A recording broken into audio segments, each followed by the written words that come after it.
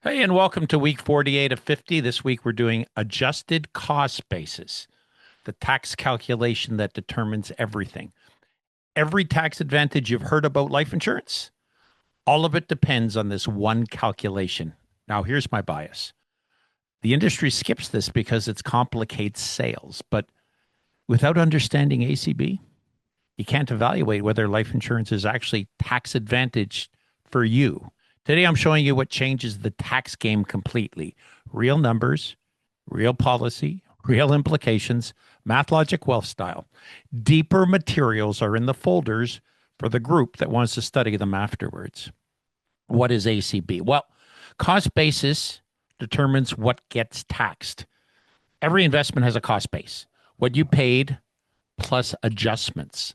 Government uses that number to calculate your tax bill when you take money out of your investment. Simple concept, massive implications.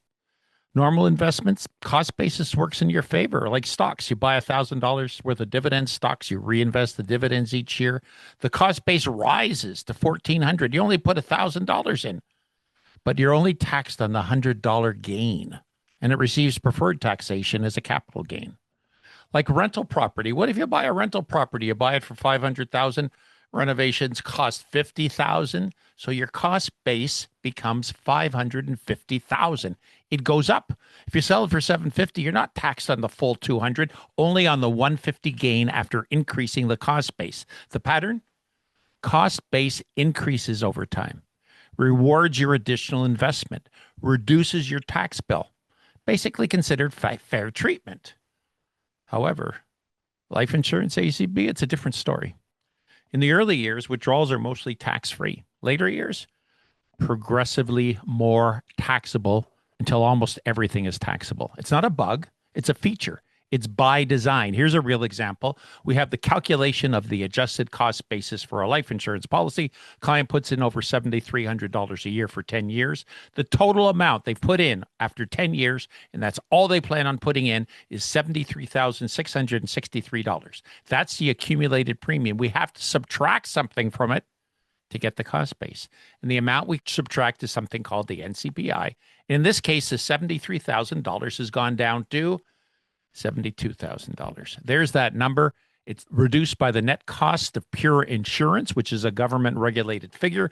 And you can look at it. It accumulates. It gets bigger and bigger. If we go to year 20, we'll see that the cost base now is $64,955, meaning if you've grown from the $73,000 to $100 or $150, you're being taxed on the difference. And part of that money you put in was after tax income you already paid tax on. That's the double taxation. That's the reality. After tax premiums go in, the income tax gains come out.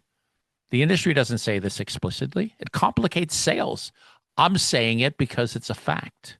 Now, you follow the money, right? Here's a situation where we're calculating the tax on disposition and the total cash value for this client. We can look off into the future and you see it growing, and we see the adjusted cost base that we calculated, and there's the taxable portion if you pull money out, if you cancel it and take the cash value.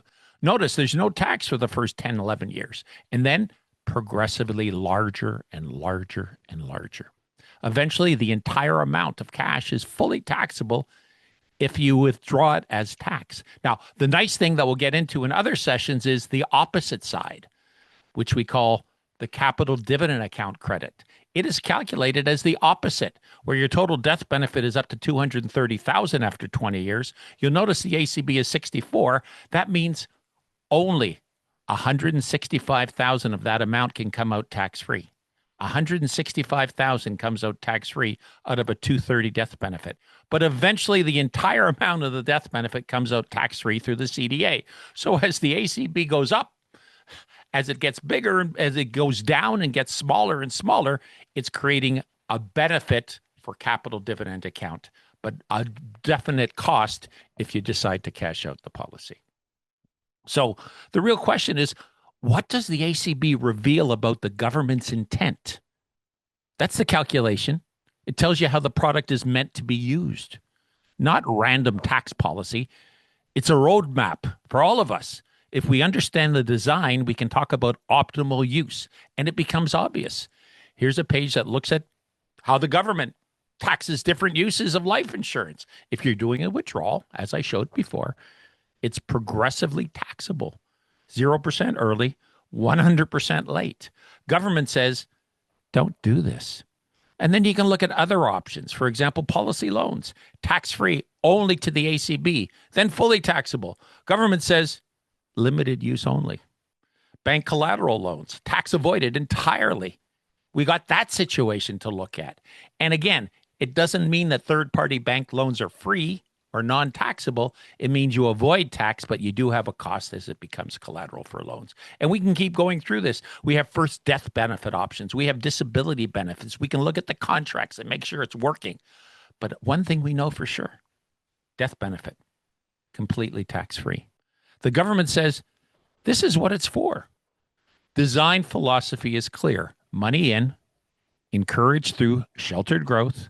Money out, discouraged through progressive taxation. Money staying in is rewarded through tax-free death benefit. Life insurance is designed as a long-term family-first wealth instrument, not short-term access vehicle. Fight this design. Pay tax penalty. If you work with it, we can use the strategies and align them with the government's intent to benefit the consumer. Now, as you work through this, you start to say, well, so how does the ACB drive the allocation decision? And understanding the tax treatment helps you decide. Allocate or don't allocate. It's not tax trivia. It's decision-making information. And most families have no idea how this works. This isn't life insurance versus stocks. This is an allocation decision. You allocate to RRSPs, understanding tax treatment. TFSAs, understanding tax treatment. Life insurance, you should understand ACB. In the early years, withdrawals mostly tax-free because the ACB exceeds cash value.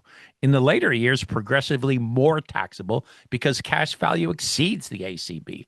Death benefit, always completely tax-free. Your allocation could be zero. The allocation could be 50%. Both are valid, but as long as it's informed. Understanding ACB tells you what happens if you allocate here. Then the consumer gets to decide. Most advisors skip this. I shouldn't be so mean to advisors. Position life insurance, guys, as better than alternatives without discussing what makes it different. The truth is, life insurance isn't better or worse. It's different. The wrapper creates unique taxation. ACB is how that works.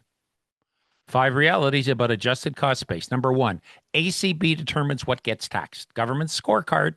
Number 2, life insurance ACB creates progressive taxation. 0% early years, progressively more taxable over time, nearly 100% late years by design. What you should know is number 3, ACB creates double taxation on withdrawals. After-tax premiums in, income taxed on any gains going out. We're saying it. It's a fact. Also, we should know that the ACB is revealing to us what the government's true intent is. Tax treatment isn't random. It's a roadmap showing how the product is meant to be used. And finally, understanding ACB improves allocation decisions. Make informed choices instead of ignorant ones. The bottom line, you can't honestly evaluate life insurance as tax advantage without understanding how ACB works. Math either supports the claim or doesn't. Today's assignment, calculate the ACB on any policy you own or are considering. Run the numbers. See what you'd pay in tax if you withdrew money at different ages. Compare to what you were told, and then show me your math. That's how you get to truth. Okay, next week, internal rate of return. How to measure what you're actually getting. That's the Math.Logic.Wealth way. Thanks for joining us, everybody.